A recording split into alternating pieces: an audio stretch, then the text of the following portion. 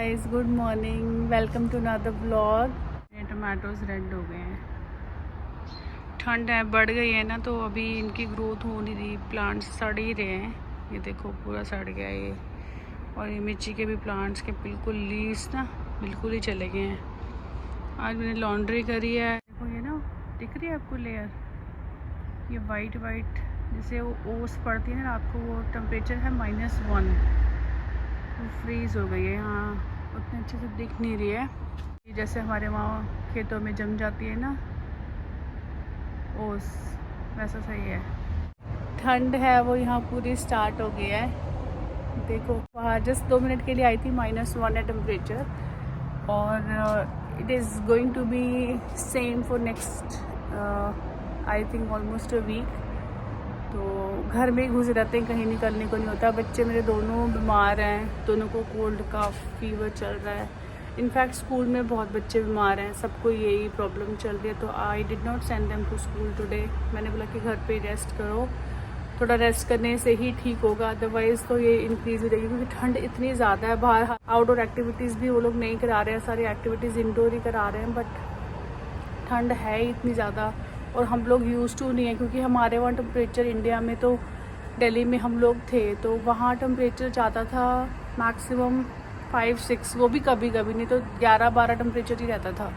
तो इतनी ज़्यादा ठंड झेलने की हमें आदत भी नहीं है, बट वी आर ट्राइंग, क्योंकि फर्स्ट विंटर्स हैं और धीरे धीरे इंसान को पता चलता है। हालांकि जो फ्रेंड्स हैं उन्होंने काफ़ी गाइडेंस दिया कि होता है ठंड ज़्यादा, तो ये यहाँ पे धुआं देख रहे हो। डिश वॉशर भी लगवा लिया, क्योंकि विंटर्स में बर्तन धोना भी बहुत मुश्किल लगता है।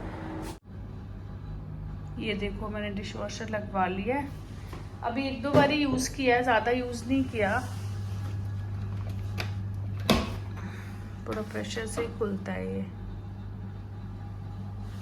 तो this is how it looks like. ये चीज़ बाहर आ जाती है, आई एम श्योर बहुत लोगों को पता ही होगा। इसमें आप सारे स्पून और सर्विंग स्पून और सब छोटा सामान रख सकते हो। और यहाँ पे आपकी सारी प्लेट्स आ जाती हैं दोनों साइड्स में, और पूरा खोलते हो, और यहाँ पे आप अपना बाकी सब रख सकते हो। यहाँ पे अपनी प्लेट्स हैं, बॉल्स हैं, कप्स हैं, एवरीथिंग। द ओनली थिंग, मुझे जो डिश वॉशर के बाद बर्तन धुलते हैं ना, अभी उनकी फ्रेगरेंस उतनी अच्छी नहीं लगती। आसान होता है, इसको यहाँ से स्टार्ट करते हैं, ऑन ऑफ यहाँ से है, यहाँ से ऑटो ऑफ ऑन है, पावर बटन है बेसिकली, और वो दबाने के बाद यहाँ से स्टार्ट करना है, दैट्स इट। और ये 30 मिनट्स पे हमने सेट किया हो तो 30 मिनट्स में हो ही जाता है काम। अभी शाम के 7 बज चुके हैं और यहाँ पर ठंड काफ़ी ज़्यादा बढ़ गई है। और ये जो मेरा वीडियो है आज का, this is requested by one of my subscriber कि आप साउथ फ्रांस के वेदर के बारे में थोड़ा बताएं। जो वेदर है यहाँ का विंटर्स में specially, I would say it's little harsh, क्योंकि टेम्परेचर यहाँ पर -5 -6 तक जाता है हर साल। इससे ज़्यादा drop usually I have not heard, क्योंकि हमने विंटर्स यहाँ देखी नहीं है। हम लोग अभी 6 मंथ्स पहले ही यहाँ पर आए हैं, तो ये एक्चुअली हमारे भी फर्स्ट ही विंटर्स हैं।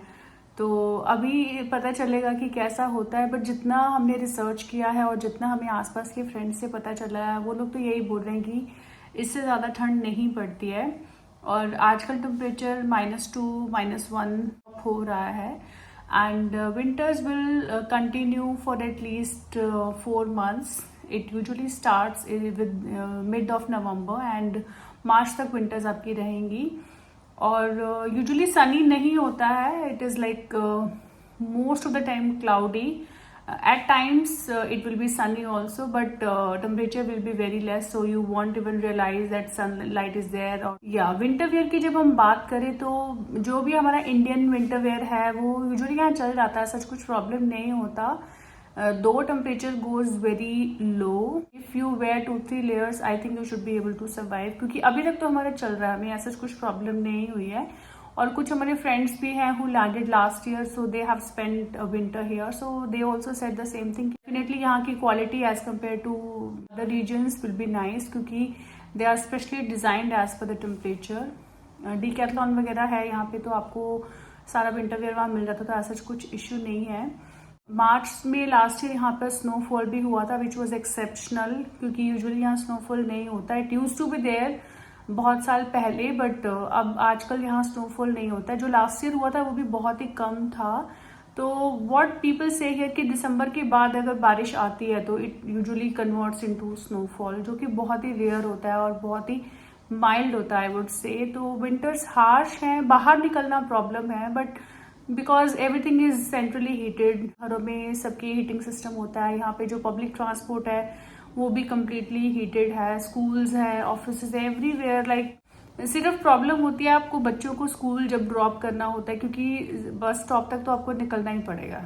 उसी बीच में ठंड आपको फील होती है जब आपको उनको लेना और पिक करना, क्योंकि यहाँ पब्लिक ट्रांसपोर्ट ही पीपल यूजुअली यूज, जिनके पास कार नहीं है। Specially like if I talk about my self, मेरे पास अभी कार नहीं है, तो हम लोग पब्लिक ट्रांसपोर्ट ही यूज करते हैं। तो वहाँ पे थोड़ा चैलेंजिंग लगता है कभी कभी, but I think it's manageable, ऐसा कुछ मेजर प्रॉब्लम नहीं लगता। और समर्स की अगर बात करें तो समर्स भी यहाँ ठीक ठाक होती है।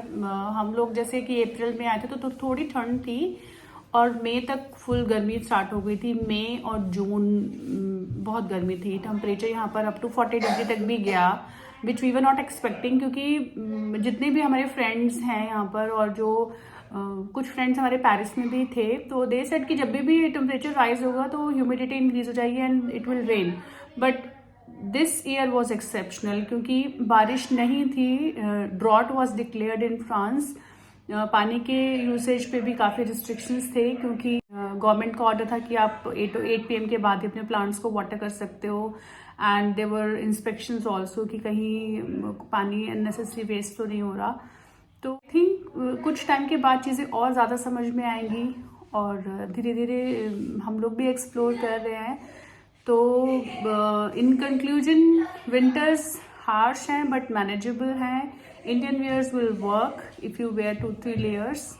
और यहाँ पे सारा विंटर का आपको सामान मिल जाएगा, और कंफर्टर्स वगैरह आपको डिस्काउंटेड प्राइस पे बीच बीच में मिल जाते हैं। बट हाँ, जब आप लैंड कर रहे हो तो थोड़ा अपना अरेंजमेंट करके आना, so that immediately don't have to rush. और स्टार्टिंग में प्रॉब्लम क्या होता है, आपको मार्केट्स का भी पता नहीं होता, और उस टाइम पे सेल है या नहीं है, that is also a concern. So prepare accordingly and come.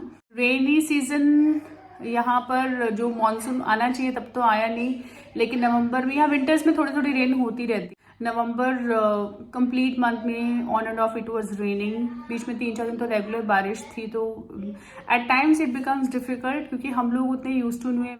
3 दिन रेगुलर यहाँ बारिश हुई है ऑन एंड ऑफ, बहुत तेज नहीं थी बट बारिश तो थी। तो थोड़ा सा प्रॉब्लम उस टाइम पे लगता है आपको, जब आपको घर से बाहर निकलना है, ग्रॉसरी लेनी है, क्योंकि यहाँ पर ऑनलाइन ग्रॉसरीज का कोई सिस्टम है ही नहीं। कुछ भी चीज़, बहुत ही कम लोग हम यहाँ पे ऑनलाइन शॉपिंग करते हैं।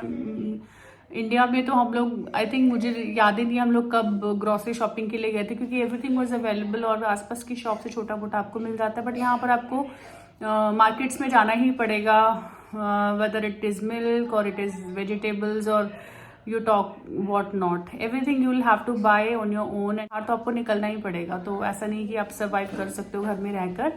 I think I have covered all the parts, winter, monsoon and summers. Tried to answer everything. If still you have any more question regarding weather of France, you can comment me down and I will try to answer them. I hope you like this video. Thank you for watching. Please like, share and subscribe. And share it with your friends too. Bye.